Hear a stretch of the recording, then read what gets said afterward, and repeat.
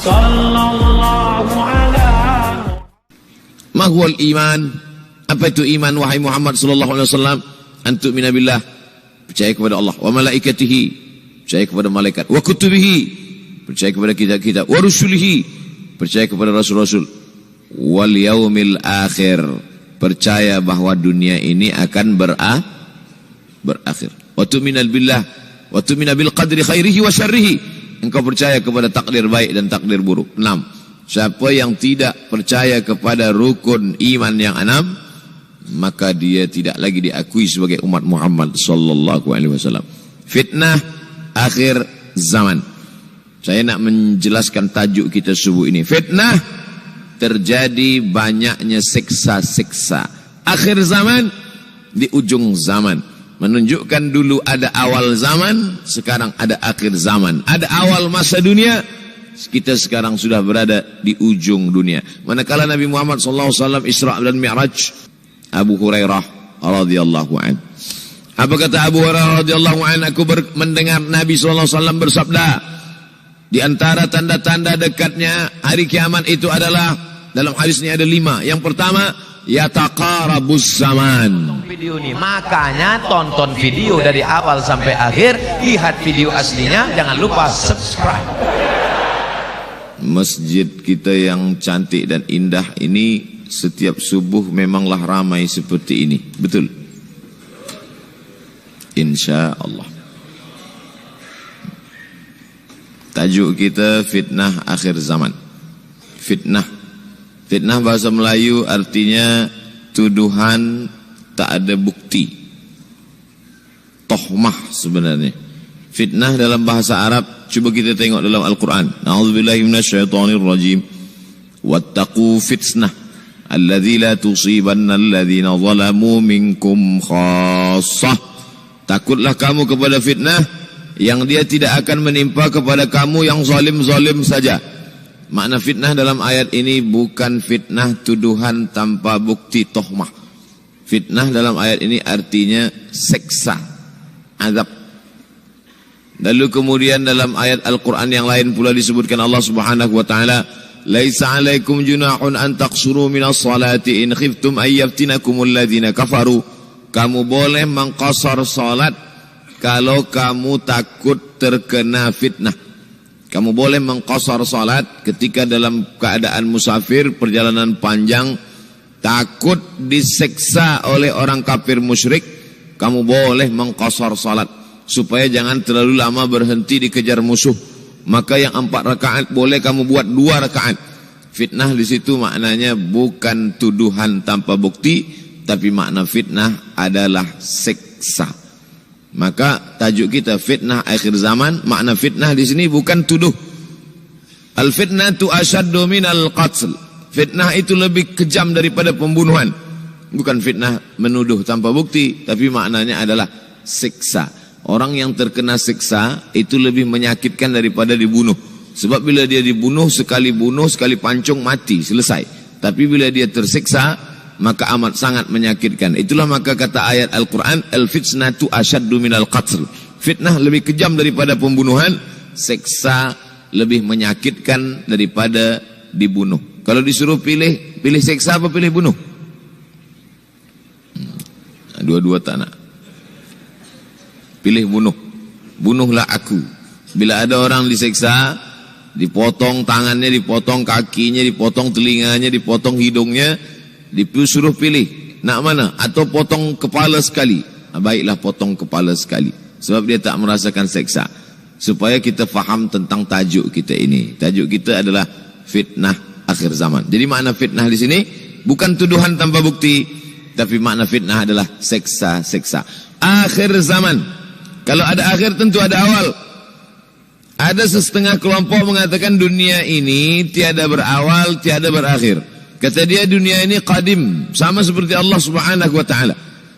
Kalaulah dunia ini qadim, tentu ada 2 yang qadim, ada 2 yang kekal abadi. Maka orang yang mengatakan alam ini kekal, tiada berawal, tiada berakhir, dia sudah syirik. Syirik maknanya mengatakan ada 2 yang qadim. Allah tiada berawal, tiada berakhir. Dunia tiada berawal, tiada berakhir. Siapa yang mengatakan alam ini tiada berawal, tiada berakhir, maka dia syirik. orang yang syirik maka tidak diterima amalnya. La in asyrakta, kalau engkau syirik la yahbatanna amaluka. Kalau engkau syirik maka seluruh amalmu akan gugur, tak bernilai di hadapan Allah Subhanahu wa taala. Al-yawma uhilla lakumut thayyibat, hari ini dihalalkan bagi kamu yang baik-baik. Wa ta'amul ladzina utul kitaba halal lakum wa ta'amukum halal lahum. Sembelihan orang Yahudi, sembelihan orang Nasrani ahli kitab halal bagi kamu. Bila kita pergi ke Europe, misal, seumpama kita pergi ke Europe, sampai di sana kita tiada mendapatkan makanan kambing, kerbau, sapi, sembelihan orang Islam. Dulu kata pensyarah saya masa belajar di Maghribi, kata dia dulu ambil master di UK. Waktu itu susah nak mendapatkan sembelihan orang Islam. Maka dia cari sembelihan orang Yahudi, ada tulisannya di situ kosher. Kosher macam label halal, tapi bukan punya orang Islam, punya orang Yahudi. Maka dia ambil daging yang ada tulisan kosher ni, dia potong kecil-kecil, dia masak, dia makan. Kami tanya, Syekh, kenapa makan sembelihan orang Yahudi? Sebab dalam Al-Quran dikatakan al-yawma uhilla lakumut thayyibat, hari ini dihalalkan bagi kamu yang baik-baik. Wa ta'amul ladzina utul kitaba halal lakum, sembelihan orang Yahudi dan Nasrani halal bagi kamu. Menurut mazhab Hanafi, Maliki, Syafi'i. Hanafi, Maliki, Syafi'i. Mazhab Syafi'i, Hanafi, Maliki, Hambali. Hanafi, Maliki, Hambali. Sedangkan mazhab Syafi'i tidak. Sebab kata mazhab Syafi'i, mereka kafir. Mereka kafir. Orang kafir tak boleh dimakan sembelihannya. Laqad kafara alladzina qalu innallaha huwal masih ibnu Maryam. Siapa yang mengatakan Al-Masih anak Maryam itu adalah Tuhan, maka dia kafir. Laqad kafara alladzina qalu innallaha salisu salasah. Kafirlah orang yang mengatakan Allah itu tiga dalam satu dalam tiga. Itu dalil mazhab Syafi'i mengatakan, kecuali yang datuk nenek dia dulu yang memang memegang mazhab itu, setelah datang Nabi Muhammad sallallahu alaihi wasallam mereka bersyahadat. Tapi mengapa menurut mazhab Hanafi, Maliki dan Hambali sembelihan mereka boleh dimakan? Kerana ada tiga persamaan kita dengan Yahudi dan Nasrani.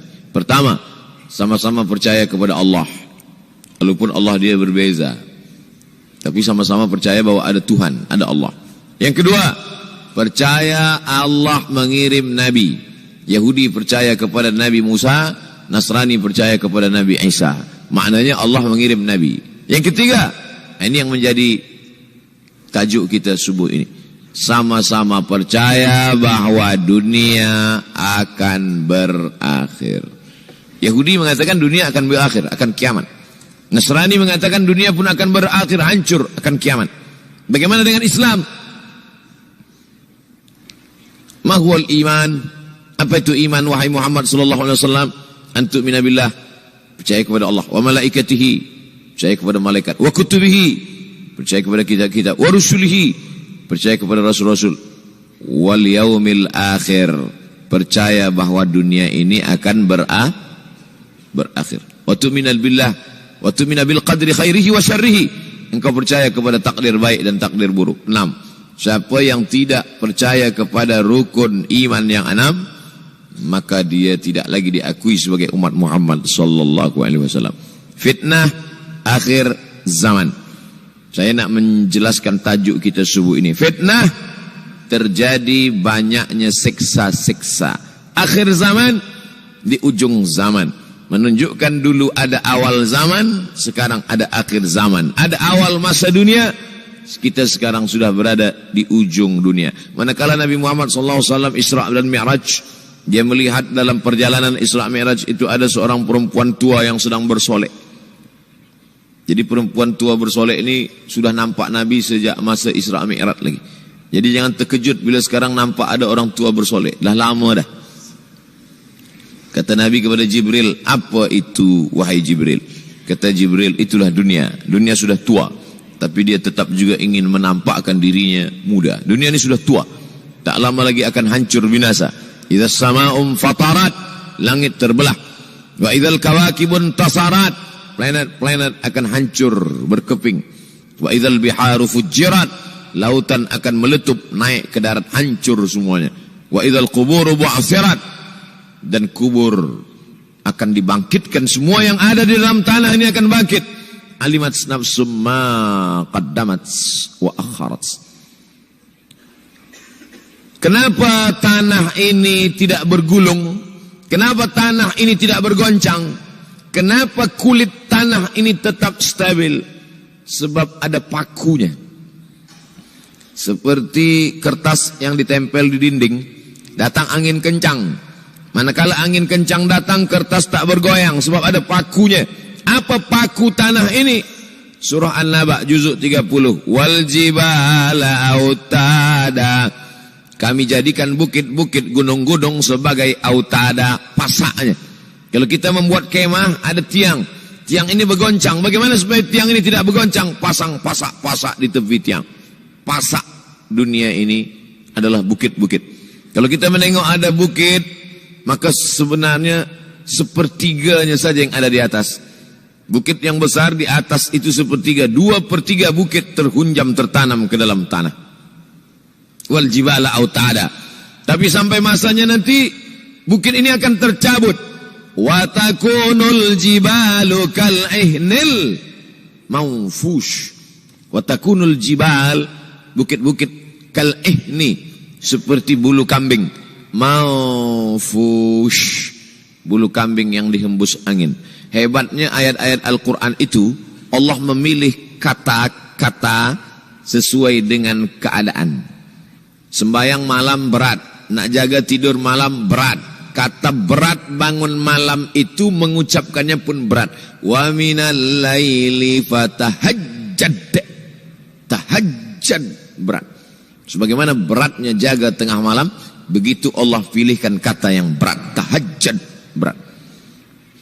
Wa takunul jibalu kal'inil manfush. Wa takunul jibal, bukit-bukit, gunung-gunung yang besar, yang berapi, kal jibal, kal ihni, seperti bulu kambing. Manfush. Nun berjumpa dengan fa, fa mengeluarkan angin, shin pun menghembuskan angin. Ambil bulu kambing, letakkan di tapak tangan, kal ihnil manfush. Sebagaimana terbangnya bulu kambing dari tapak tangan yang dihembus angin, begitulah gunung-gunung akan tercabut. Kalau gunung-gunung yang besar, gunung yang dari batu, gunung yang berapi, yang mengeluarkan lahar, itu tercabut dari tanah seperti bulu kambing dihembus angin, bagaimana agaknya kita nanti? Tak tahu entah macam mana. Macam butiran debu-debu, macam butiran tepung yang dihembus angin kencang. Wataran nasa sukara. Selepas gunung-gunung itu tercabut, lalu tanah ini bergoncang, kau lihat manusia macam mabuk. Wataran nasa sukara. Kau pandang manusia macam mabuk. Wa mahum bisukara. Mereka tidak mabuk. Mereka berjalan bergoncang bukan kerana mabuk. Walakin azaballahi syadid. Kerana azab Allah itu amat sangat kuat. Oleh sebab itu dianjurkan membaca tafsir juzuk 30. Syekh Muhammad Abduh, tafsir Al-Munir, tafsir Al-Manar, yang ditulis oleh muridnya. Dia bagi tazkirah saja, dia tak ada menulis. Tapi kemudian muridnya Rashid Ridha menulis. Itulah dia tafsir Al-Manar. Dia tidak memulai tafsir dari juzuk 1 Al-Baqarah, tapi dia mulakan juzuk 30. Sebab apa? Sebab mengkaji juzuk 30, amma yatasaalun 'anil naba'il 'azim alladhi hum fi mukhtalifun kalla saya'lamun. Bercerita tentang hari kiamat. Orang kalau sudah bercerita tentang hari kiamat, datang rasa takut, datang rasa cemas, datang rasa khawatir. Kita akan mati, dunia akan binasa, apa yang akan kita bawa? Selepas dia mengkaji juzuk 30, datanglah semangatnya, khusyuklah dia solat.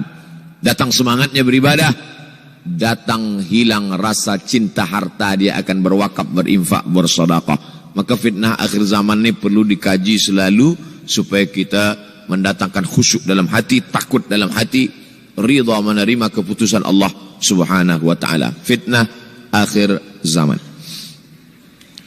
Hadis yang saya pilih diambil dari kitab Sahih Al-Bukhari. Pendek saja, Sahih Al-Bukhari. Tapi sebenarnya judul kitab ini panjang. Al-Jami' As-Sahih, Al-Musnad, Al-Mukhtasar min umuri Rasulullah SAW wa sunanihi wa ayyamih. 7. Disebut dia Al-Jami' kerana dia mencakup 3 aspek: akidah, ibadah, akhlak. Al-Musnad kerana hadis-hadisnya bersanad dari Imam Al-Bukhari sampai ke Nabi Muhammad SAW. Ada silsilah. Al-Mukhtasar kerana dia ringkasan 7.275 hadis sahaja. Padahal hadis Nabi banyak. Maka dia ringkaskan, dia kecilkan menjadi 7.275 hadis. Min umuri Rasulullah, semua perkara-perkara Rasulullah. Wa sunanihi, kebiasaan-kebiasaan Rasulullah. Wa ayyamih, hari-hari kehidupan Rasulullah SAW. Disebut Sahih Al-Bukhari. Bukhari bukan nama orang. Bukhari nama kampung. Bukhara, Uzbekistan sekarang. Nama dia Muhammad bin Ismail bin Ibrahim bin Al-Mughirah bin Bardizbah Al-Bukhari. Bardizbah datuk dia yang kelima mu'alaf masuk Islam. Majusi, penyembah api. Dari Persia, Iran sekarang. Muhammad bin Ismail bin Ibrahim bin Al-Mughirah bin Bardizbah. 16 tahun berkeliling. 16 tahun berkeliling. Maka Madinah, Syam, Suriah, Mesir, balik, barulah kemudian dia menyampaikan hadis-hadis Rasulullah SAW. 16 tahun belajar hadis, baru dia mengajar hadis. Kita sekarang 16 kali masuk. Itu pun ada 2-3 kali tak datang sebab jam. Selepas itu nak mencuba mengajar hadis dan berkata, kalau Bukhari mengajar hadis, aku pun boleh mengajar hadis. Bukhari makan, aku makan. Bukhari minum, aku minum. Bukhari manusia, aku manusia. Bukhari mengajar hadis, aku mengajar hadis. Betul. Tapi Bukhari mengajar hadis dari kepalanya. Kita mengajar hadis dari laptop. Mati laptop, hilang hadis. Oleh sebab itu maka Imam Al-Bukhari, Masya Allah, Tawarakallah. Berapa hafazan hadis Imam Al-Bukhari? 600,000 hadis. 600,000 hadis. Lalu kemudian dari 100,000 hadis dia buang hadis-hadis dhaif, dia buang hadis-hadis maudhu'. Akhirnya 300,000 hadis. Dari 300,000 itu dia kecilkan lagi menjadi 7.275 hadis. Itulah yang dikaji oleh umat Islam dari mulai Maghribi hinggalah ke Semenanjung Melayu. Mudah-mudahan anak cucu kita ada yang menghafaz dan mengajarkan hadis-hadis Sahih Al-Bukhari, insyaAllah. Diambil dari kita, diambil dari bab zuhurul fitan. Zuhur, muncul, tampak, datang. Fitan, jamak dari kata fitnah. Fitnah 1, 2 fitnatan, 3 fitan. Diriwayatkan dari as-sahabi al-jalil, sahabat yang mulia, bernama Abdurrahman. Ayahnya Sakhar, kampungnya Dos. Nama lengkapnya Abdurrahman bin Sakhar ad-Dosi. Kerana selalu membawa kucing dipanggil Abu Hurairah. Nabi memanggil dia, ya Abahir, wahai bapa kucing. Ya Abahir, wahai engkau orang yang selalu membawa kucing. Hatinya lembut, tak sampai hati dia menengok ada kucing tak makan, dia bagi makan. Abu Hurairah radhiyallahu an. Apa kata Abu Hurairah radhiyallahu an? Aku mendengar Nabi SAW bersabda, di antara tanda-tanda dekatnya hari kiamat itu adalah, dalam hadis ini ada 5. Yang pertama, yataqarabus zaman. Zaman, masa, waktu makin pendek, makin singkat, makin tak terasa. Dulu nampak budak-budak, sekarang dah jadi mak budak-budak. Dulu nampaknya lama zaman masa ni, sekarang cepat saja. Dari pagi ke petang, petang ke pagi, pagi ke petang, petang ke pagi. Bahkan sekarang ada pula orang yang tak tahu petang, tak tahu pagi. Pagi tidur, petang tidur. Tak terasa saya ini sudah 8 kali datang ke Kuala Lumpur. Awal-awal sekali 2014, 2015, 16, 17, 18, 19, 20. Sudah kali yang ke-7. Saya datang setahun sekali saja setiap bulan Februari. Bulan Februari datang. Rupanya dah yang ke-7 kali. Bulan Februari. Ini saya bagi tahu supaya kita semua faham. Saya datang bulan Februari, supaya tak datang balik, datang balik, datang balik, datang balik. Sekali datang dari tarikh 2 hingga 9. Pusing, pusing, pusing, pusing, balik. Rupanya sudah kali ke-7, ke-8 kali datang menyampaikan tazkirah. Tak terasa Dulu saya datang kemari belajar di UKM tahun 2003. Sekarang sudah 2020. 17 tahun. Tak terasa. Yataqarabuz zaman. Tanda-tanda kiamat, fitnah akhir zaman sudah dekat adalah yataqarabuz zaman, kata Nabi SAW. Waktu tak terasa. Tak terasa. Tak terasa dah engkau dah datang aja.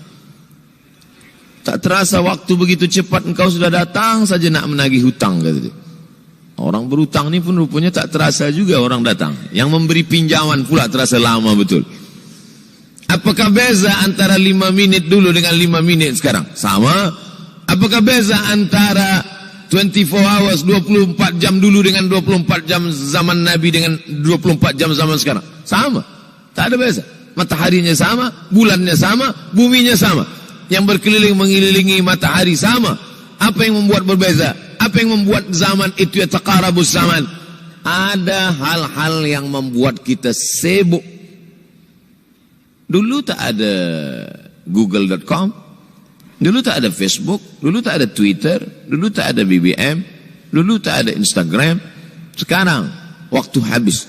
Bila kita tanya orang mana yang lebih lama, 5 minit atau 50 minit, semuanya sepakat mengatakan 50 minit lama, 5 minit kejap. Saya tanya 2 kali, pelajar-pelajar, penuntut-penuntut, mana yang lebih lama, 5 minit atau 50 menit? Semuanya berkata 50 minit lebih lama daripada 5 minit. Lepas tu saya balik, mana yang lebih lama? 5 minit menunggu azan maghrib bulan puasa, 50 minit status FB, Instagram. Oh, lebih lama 5 minit menunggu azan maghrib. 5 minit menunggu azan maghrib bulan puasa macam-macam mati jam ni. 50 menit hilang waktu tak terasa. Itu menunjukkan hadis Nabi itu, semakin saya baca hadis Nabi, makin kuat keyakinan saya, makin kuat iman saya, makin hilang keraguan saya bahwa yang berbicara ini bukan manusia biasa, tapi dia dapat wahyu dari Allah. Wa ma yantiqu 'anil hawa in huwa illa wahyun yuha, melainkan wahyu dari Allah Subhanahu wa taala. Yataqarabuz zaman, masa begitu cepat berlalu tak terasa. Sebulan seperti sepekan, sepekan seperti sehari, sehari seperti sesaat. Akhirnya kita pun kehilangan waktu, habis. Saya Ustaz Abdul Somad, memang zaman ni tak terasa, cepat betul. Rasa-rasa kejap, dah bulan Ramadan. Tak terasa baru saja Idul Fitri, dah masuk pula lagi. Masya Allah, begitu cepatnya masa berlalu. Maka jangan sampai saya semakin saya baca hadis ni, semakin kuat keyakinan saya bahwa Nabi Muhammad sallallahu alaihi wasallam mendapat wahyu dari Allah Subhanahu wa taala, semakin kuat keyakinan dan keimanan. Kenapa? Seandainya Nabi berkata zaman nanti di akhir zaman itu semakin cepat, semakin dekat, semakin berlalu tak terasa. Tapi kemudian zaman yang kita lalui tak sama seperti yang dikatakan Nabi.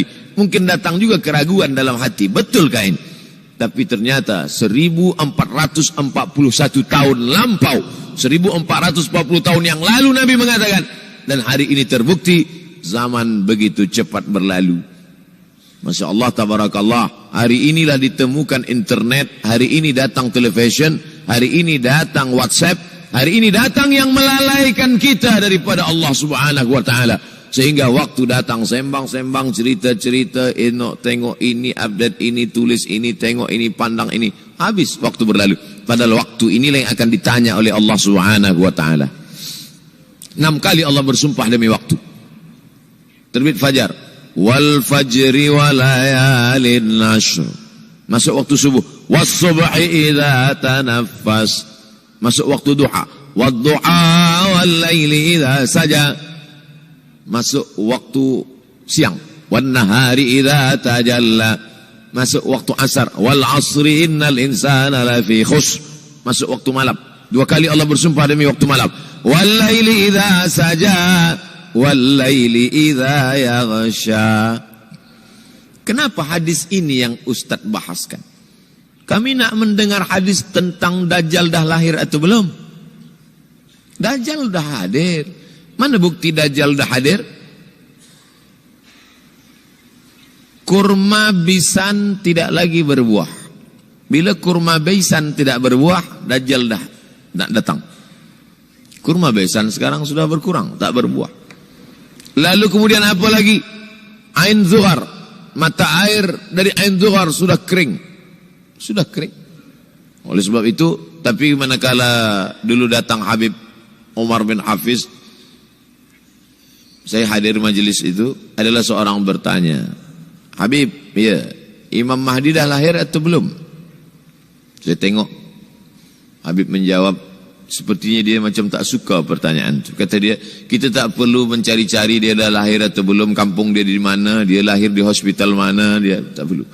Yang perlu kita siapkan adalah iman dan takwa pengetahuan kita, supaya kita jangan sampai terkecoh, supaya kita boleh membezakan mana hak, mana batil, mana betul, mana salah, mana lurus, mana bengkok, mana hitam, mana putih.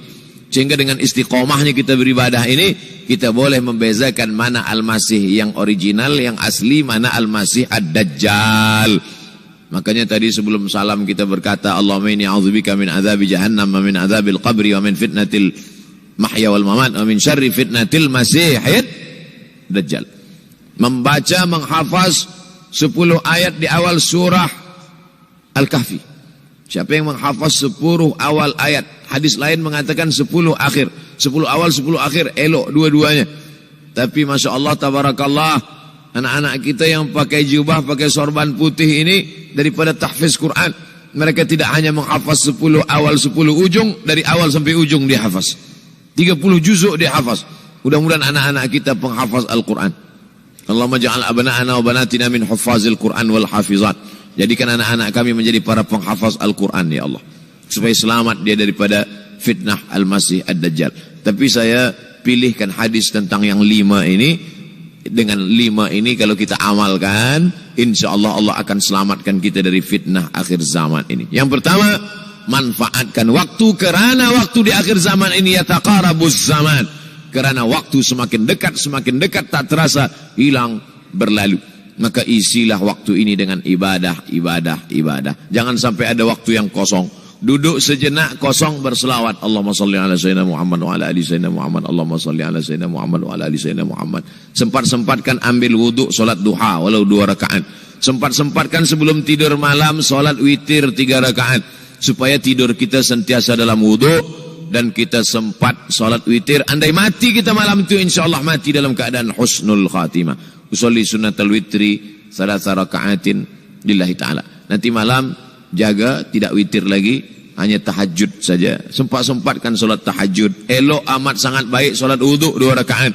Usolli sunnatal wudu raka'ataini lillahi ta'ala. Selepas salat wudu, salat sunat taubat. Usolli sunnatat taubat raka'ataini lillahi ta'ala. Selepas salat sunat taubat, salat sunat hajat. Usolli sunatal hajat.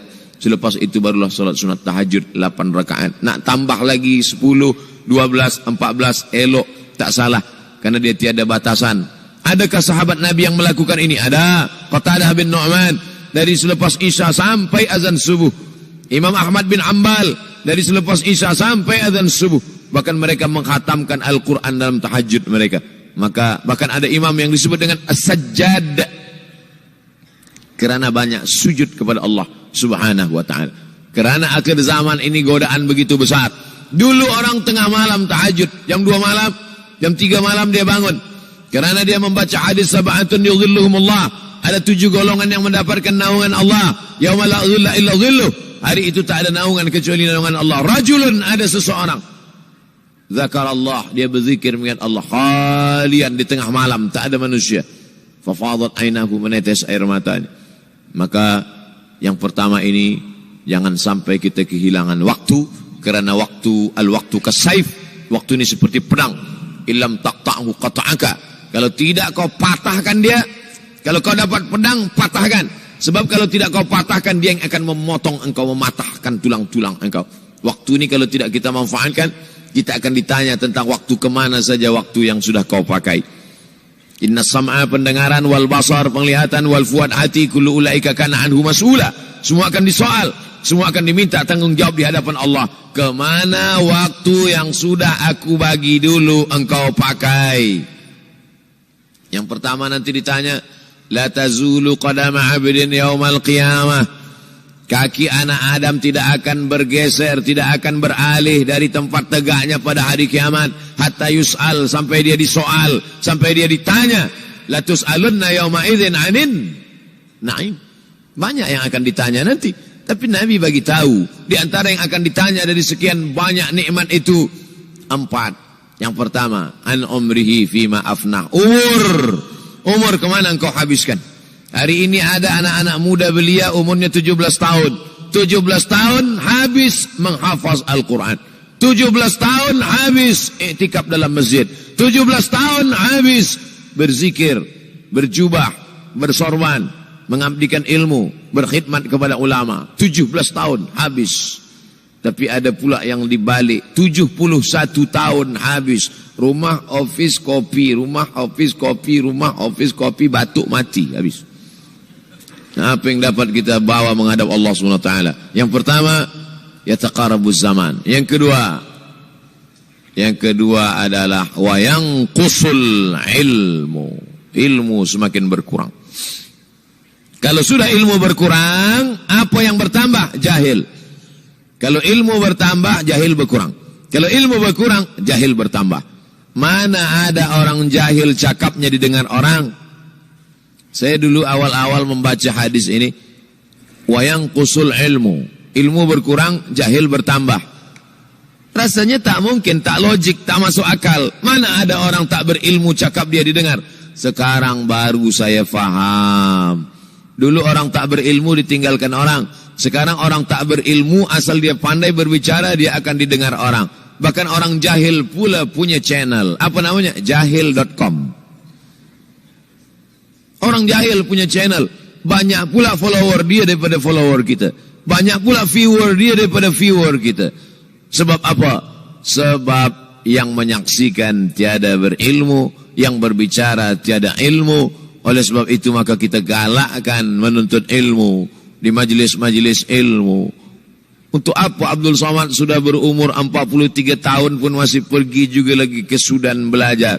Apa yang nak dicari ini? Tak lain tak bukan. Mudah-mudahan kita termasuk orang yang sampai akhir hidupnya mencari ilmu, insyaAllah. Saya datang kemari bukan niat mengajarkan ilmu. Saya datang ke Malaysia tetap niatnya belajar mencari ilmu. Man salaka tariqan, siapa yang melangkahkan kaki melalui suatu jalan, yaltamisu fihi ilman, siapa yang melalui suatu jalan niatnya untuk mencari ilmu, sahalallahu lahu bihi tariqan ilal jannah, dimudahkan Allah jalannya menuju surga. Innallaha la yantazi'ul ilma intiza'an. Innallaha la yanzi'ul ilma intiza'an. Allah kalau mencabut ilmu, bukan macam mencabut pokok kayu dari tanah. La yantazi'ul ilmu intiza'an. Allah tidak mencabut ilmu macam mencabut pokok kayu dari tanah hingga ke akarnya, enggak. Lalu bagaimana ilmu ini dicabut? Biqabdil ulama. Dengan matinya ulama, maka habislah ilmu. Meninggal Imam Syafi'i, berkurang ilmu. Meninggal Imam Nawawi, berkurang ilmu. Meninggal Imam Fulan, berkurang ilmu. Maka yang hadir adalah al-juhala. Yang lebih menakutkan lagi adalah al-juhala bithawbil ulama. Orang jahil dengan pakaian ulama. Abdul Somad tidak mengatakan dirinya ulama. Saya selalunya membacakan ayat Quran, membacakan hadis Nabi, menyampaikan fatwa ulama. Tak pernah saya berceramah, bertausiah. Menurut saya, siapa saya? Siapa kita? Syafi'i manusia, saya manusia. Syafi'i boleh berfatwa, saya juga boleh berfatwa. Imam Syafi'i berfatwa, Al-Quran 30 juzuk dalam kepala dia. Kita juzuk 30 pun kadang-kadang hilang.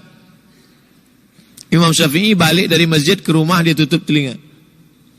Datang orang bertanya, Syafi'i, ya, kenapa engkau tutup telinga? Sebab bila aku dengar dari masjid ke rumah, semua yang aku dengar masuk tu semua aku ingat. Aku takut dia ingat di dalam, maka aku tutup. Kita, yang saya sampaikan tadi pun tak ingat. Oh, Ustaz mengejek kami, enggak. Jangankan yang mendengarkan, yang bercakap pun tak ingat. Nasib baik datang orang Jepun mengingatkan kita. Nah ini, nama dia Sony. Manusia ni lupa. Oleh sebab itu maka yang kedua, akhir zaman, wa yanqusul ilmu, ilmu makin kurang. Maka bersyukur anak-anak yang dimasukkan ke rumah tahfiz. Kalau ada rumah tahfiz di kampung biasa, Kalau ada rumah tahfiz di desa, dusun biasa, tapi ada tahfiz di tengah kota besar, Kuala Lumpur, masih ada lagi rumah tahfiz Quran. Siapa yang mewakafkan rumah tahfiz? Siapa yang memberikan beras? Siapa yang memberikan duit? Siapa yang memberikan belanja? Siapa yang mengirimkan ustaz? Masya Allah, tabarakallah. Maka ini semua, mudah-mudahan kita istiqamah semuanya insyaAllah. Supaya apa? Supaya lahirlah anak-anak kita yang alim, berilmu. Karena ini makin banyak orang jahil. Al-ftau bi ghairi ilmin, memberikan tazkirah, fatwa tanpa ilmu. Dhalla wa adalla, dhallu wa adallu, sesat, menyesatkan. Kalau setakat sesat saja, ini sudahlah sesat, menyesatkan. Na'udzubillah. Masuk yang ketiga. Yang ketiga adalah wa yanqusul ilmu, setelah habisnya ilmu-ilmu ini semua dicabut oleh Allah Subhanahu wa taala, lalu kemudian setelah ilmu dicabut Allah Subhanahu wa taala, wa yulqas syuh, wa may yuqashuh, sin dengan hak kecil, wa may yuqashuh nafsihi fa ulaika humul muflihun. Siapa yang selamat daripada sifat syuh, itulah orang yang beruntung. Hayya 'alal falah, mari kita menuju keberuntungan, kemenangan. Siapa orang yang menang? Selamat daripada sifat syuh. Ada orang menerjemahkan syuh ini pelit, bakhil. Bakhil ada yang lebih parah daripada bakhil. Syuh. Bakhil ini, bakhil tidak ingin memberikan uangnya untuk orang lain. Itu bakhil. Dia ada uang 10 ringgit. Uang itu hanya dia makan saja. Dia tak mau walaupun setengah sen kepada orang lain. Itu namanya bakhil. Kalau syuh ini, duit dia simpan, duit orang pula dia makan. Nah itu syuh. Jadi lebih parah lagi. Oleh sebab itu kalau sudah ilmu ini dicabut, orang menjadi jahil, maka datang penyakit syuh. Yang ketiga. Apa itu syuh? Hubbud dunya, hubbul mal, wa tuhibbul mala hubban jamma. Engkau sayang kepada harta, amat sangat sayang. Dia pegang semuanya sampai tak meleleh, tak menetes walaupun satu tetes. Akhirnya mereka inilah pendusta-pendusta agama. Ara'aital ladzi yukadzibu biddin. Tahukah kamu siapa itu yang mendustakan agama? Fadzalikal ladzi yad'ul yatim. Mereka itu yang membiarkan anak yatim. Wala yahuddu ala ta'amil miskin. Dia tidak mempedulikan makanan orang miskin. Sebab apa? Bukan sebab tak ada harta, sebab syuh. Kenapa syuh? Sebab tak ada ilmu. Tak ada ilmu tentang akhirat. Dia pegang, dia simpan, mati, habis. Yang dia bawa hanyalah 1, 2, 3 helai kain kafan saja. Itulah mengapa Sultan Turki, Sultan Muhammad Al-Fatih, Sultan Abdul Hamid. Coba tengok gambar Sultan Muhammad Al-Fatih, Sultan Abdul Hamid Turki dulu. Sorban dia besar-besar. Saya dulu terkejut, lama saya tengok. Kenapa sorban orang Turki ini besar-besar? Lama-lama saya baca, rupanya sorban orang Turki itu kain kafan. Tuan-tuan, balik dari sini beli kain kafan 2 meter. Ikatkan kepala, bawa sembahyang. Supaya ingat mati. Bolehkah menyiapkan kain kafan? Baca kitab Tambihul Mughtarrin, peringatan bagi orang-orang yang tertipu. Di situ ditunjukkan banyak ulama, bahkan mereka menggali tanah di dalam rumahnya. Malam-malam dia tahajud, selepas tahajud dia duduk di dalam tanah itu supaya terasa bagaimana rasanya mati. Gali tanah 2 meter, masuk ke dalam. Tapi kalau nak buat itu kita saja dengan Allah. Jangan pula. Banyak juga orang sekarang udah gali tanah masuk ke dalam, streaming pula. Hai guys, nak rasakan mata? Mana boleh terasa? Kita saja masuk ke dalam, rasakan macam mana rasa. Sebab kalau cakap saja, marilah kita ingat mati, takutlah kita pada mati. Kita tak tahu bagaimana rasa mati. Kalau nak merasakan bagaimana rasa mati, nanti kalau ada orang mati meninggal dunia, masuk kita ke dalam, kita sambut jenazah, kita letakkan, kita duduk, rasakan. Ketika Fatimah meninggal, Fatimah emak Sayyidina Ali meninggal, Nabi masuk ke liang lahat. Masuk Nabi ke liang lahat, Nabi berdoa di dalam. Ketika Utsman bin Maz'un meninggal, Nabi masuk ke dalam. Nabi pegang jenazah Utsman bin Maz'un, meleleh air mata Nabi turun ke misai, turun ke janggutnya, turun menetes sampai ke bawah. Merasakan bagaimana rasanya di dalam. Dulu saya pernah berjumpa dengan seorang pemuda, telinga dia pakai anting subang. Lalu kemudian saya tengok banyak tato dia. Saya tanya, macam mana cerita awak bertaubat dulu? Mak saya meninggal, Ustaz Abdul Somad. Lepas tu saya tegak di tepi kubur. Macam ada yang menolak saya dari belakang, masuk saya ke dalam. Masuk-masuk itulah terasa sejuk di kaki. Datang rasa takut saya. Makanya kalau ada orang yang sudah kita bagi tazkirah, bagi nasihat tak juga, nanti ada orang meninggal, bawa dia agak dekat, senggolkan sikit, jatuh.